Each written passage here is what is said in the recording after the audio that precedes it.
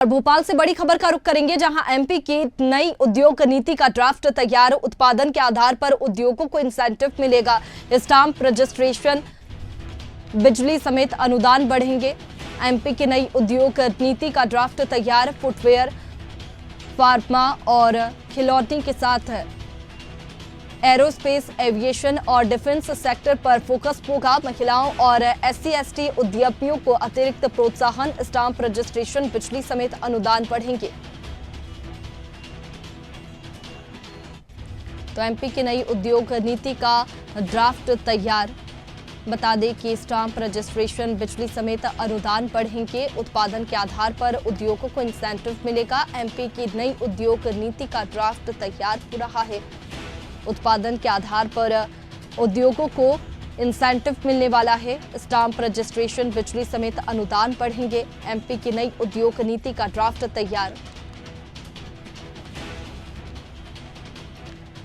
और देखिए, इसी पर ज्यादा जानकारी के साथ प्रखर हमारे साथ में लगातार न्यूज रूम से बने हुए हैं। प्रखर, एमपी की नई उद्योग नीति का ड्राफ्ट तैयार हो चुका है। इस ड्राफ्ट में क्या कुछ महत्वपूर्ण बातें रहेंगी?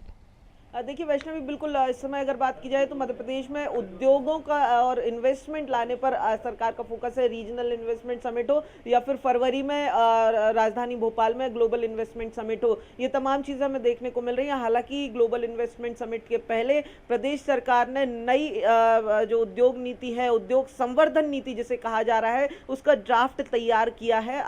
अभी ड्राफ्ट पॉलिसी के अनुसार अगर बात की जाए तो उद्योगों के लिए इंसेंटिव पर जोर दिया गया है। वहीं दायरा भी जो है निवेश का इस समय बढ़ाने की कवायद जो है इस ड्राफ्ट पॉलिसी में देखने को मिली है।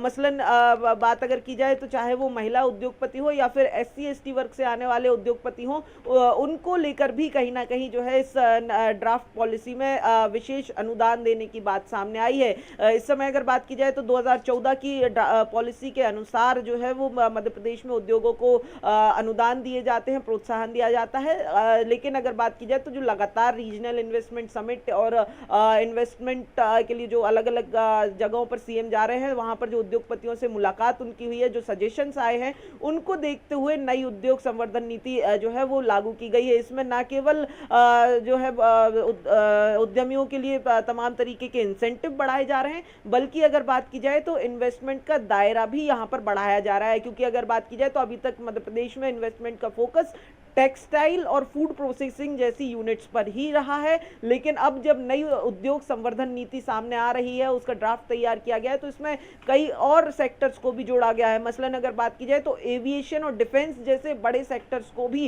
इस नई उद्योग संवर्धन नीति में जोड़ा गया है। और साथ ही जो सिंगल विंडो क्लियरेंस का जो एक सुविधा है, उसको भी नई ड्राफ्ट पॉलिसी में और ज़्यादा सुगम उद्योगपतियों के लिए बनाने की कवायद देखने को मिली है। हालांकि अभी ये पॉलिसी ड्राफ्ट में है। इसको जब ये कैबिनेट में आकर मंजूर होगी, उसके बाद ही इस पॉलिसी को लागू किया जाएगा। जी बिल्कुल प्रखर, जिस तरीके से पूरी पॉलिसी आपने बताई है, इसका क्या लाभ लोगों को होगा? क्योंकि हम देख रहे हैं कि इन्वेस्टर समिट लगातार हो रही है।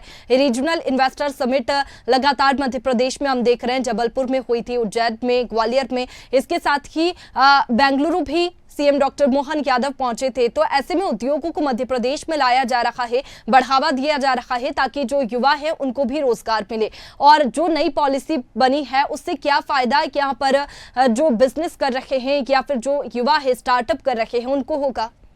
वैष्णवी, बिल्कुल जैसा मैंने पहले जिक्र किया था कि लगातार जो डॉक्टर मोहन यादव उद्योगपतियों से मिल रहे हैं, चाहे वो तमाम जो 4 रीजनल इन्वेस्टमेंट समिट हुए हों, जबलपुर, ग्वालियर, सागर में या फिर उज्जैन में, इन तमाम जगहों पर जो इन्वेस्टर्स आए उनके साथ चर्चाएं हो, या फिर इंटरेक्टिव सेशन में बेंगलोर, कोलकाता जब CM गए तो वहाँ पर उद्योगपतियों से चर्चा हुई है। उन तमाम चर्चाओं से जुड़ी हुई जो उद्योगपतियों की जो ज़रूरतें थी, उनकी जो समस्याएं थी मध्य प्रदेश में निवेश को लेकर, उन तमाम समस्याओं, उन तमाम फीडबैक के आधार पर ही इस जो नई उद्योग संवर्धन नीति को तैयार किया गया है। ऐसे में जो सबसे ज़्यादा फायदा होगा वो उद्योग लगाने वाली यूनिट्स को होगा, उनको ज़्यादा से ज़्यादा सुगमता मध्य प्रदेश में मिले, इसकी कवायद जो है इस नई उद्योग संवर्धन नीति में की गई है। न केवल इससे उद्योग लगाने में जो है सहायता मिलेगी, बल्कि अगर बात की जाए तो मध्य प्रदेश के आम जन को भी सुविधाएं जो मिलेंगी, उसमें में भी अगर बात की जाए तो प्रदेश में ज़्यादा से ज़्यादा जो एम्प्लॉयमेंट है वो जनरेट होगा।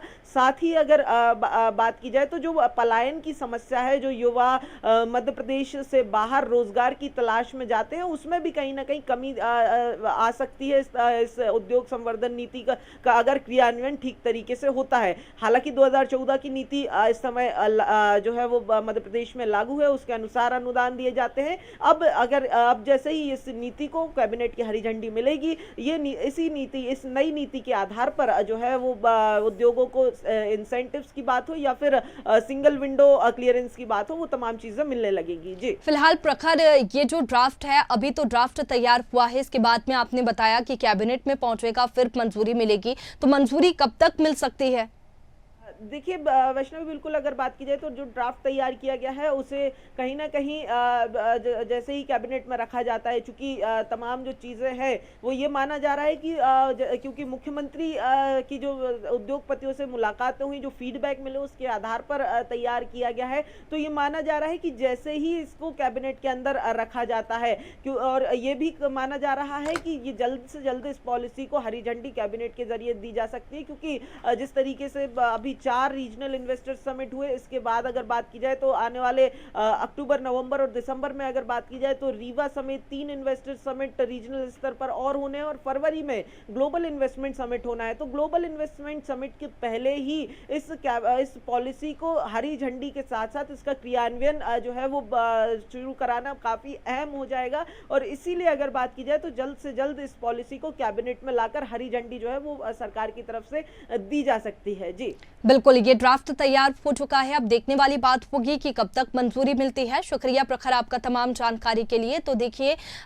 लगातार मध्य प्रदेश में रोजगार को बढ़ावा दिया जा रहा है और नए अवसर लगातार तलाशे जा रहे हैं और रोजगार मध्य प्रदेश में लाया जा रहा है। सीएम डॉक्टर मोहन यादव लगातार अलग अलग राज्यों का दौरा भी कर रहे हैं और स्टार्टअप्स मध्य प्रदेश में ला रहे हैं। तो देखने वाली बात होगी कि जो ड्राफ्ट अब बना है उसे कब तक कैबिनेट में मंजूरी मिलती है।